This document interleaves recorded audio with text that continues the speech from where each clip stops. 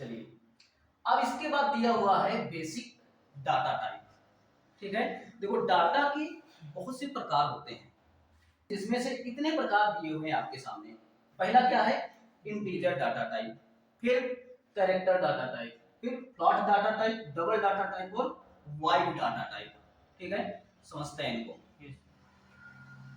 Integer data type क्या होता है? देखो, इंटीजर डाटा टाइप उस प्रकार का डाटा कहलाता है जिसमें 0 से लेकर के 9 तक के अंक होते हैं। ठीक है, यानी गिनती जिसको कहते हैं। ठीक है, यानी कोई ऐसी फाइल जिस फाइल में मात्र अंक लिखे हैं। ठीक है, वो किस प्रकार का डाटा कहलाता है?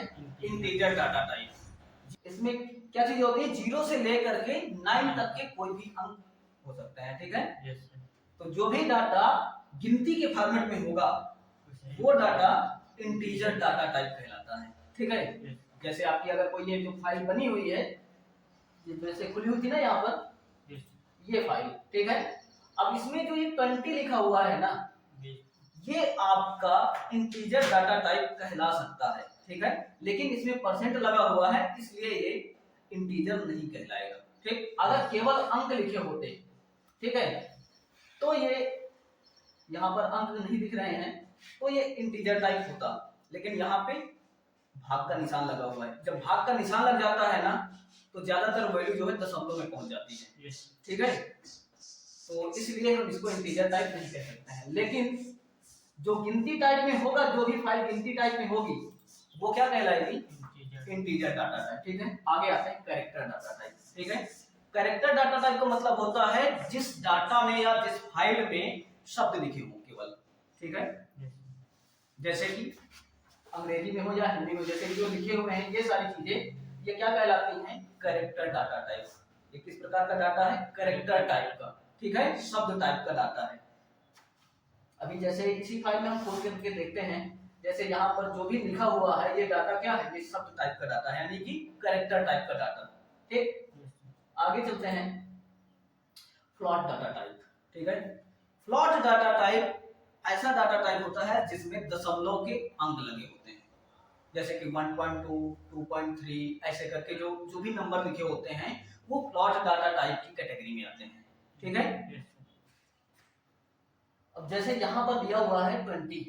ठीक है, तो अगर इसे 20 को हल किया जाएगा और दशमलव में अगर इसकी वैल्यू निकल रही है तो वो फ्लॉट डाटा टाइप कहला सकती है। लेकिन अगर दशमलव की छोटी वैल्यू है तो, ठीक है, लेकिन यहीं पर अगर दशमलव की बड़ी वैल्यू होती, जैसे कि 4, 5, 6, 7, 8 पॉइंट 2, 3, 4, 5, 6, यानी कि दशमलव के पहले भी कई अंक और दशमलव के बाद भी कई अंक। ठीक है, ऐसे डाटा टाइप को हम बोलते हैं डबल डाटा टाइप।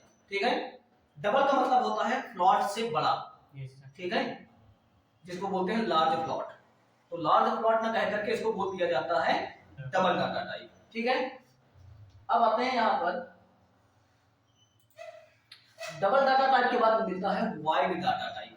ठीक है, वाइड डाटा टाइप क्या होता है? देखो, अब इसको मैं करके बता देता हूँ आपको। यहाँ पर तो देखो, जब हमने ओपन किया यहाँ पर तो कुछ ना कुछ हमको जानकारी मिली यहाँ पे, है ना, कुछ लिखा गया है, कुछ दिया गया है, सेव किया गया है, तो कुछ ना कुछ है इसमें। ठीक है, तो ये तो सारे डाटा टाइप को रिप्रेजेंट करता है, ये जो इतने सारे दिए हुए हैं। ठीक है, जो इतने सारे दिए हुए हैं ये उनको रिप्रेजेंट करते हैं जिन डाटा के अंदर कुछ ना कुछ होता है। लेकिन जो ये डाटा टाइप है ये उस डाटा टाइप को रिप्रेजेंट करता है या उस फाइल को रिप्रेजेंट करता है जिस फाइल के अंदर कुछ भी नहीं होता है, लेकिन फिर भी वो डाटा कहलाती है। जैसे कि वाइड का मतलब होता है खाली, जहां पे कुछ भी ना हो। ठीक है, उसे बोलते हैं वाइड डाटा टाइप। जैसे कि कुछ करके देख लेते हैं यहाँ पे थोड़ा प्रैक्टिकली। जैसे हमने क्या किया, यहाँ पर पूरा नोटपैड,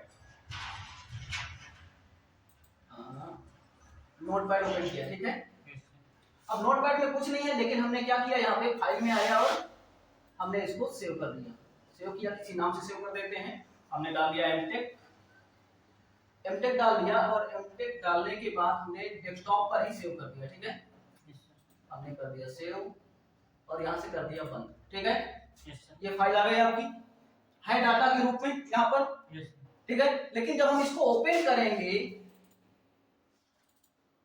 तो देखेंगे इसके अंदर कोई जानकारी नहीं मिल रही है।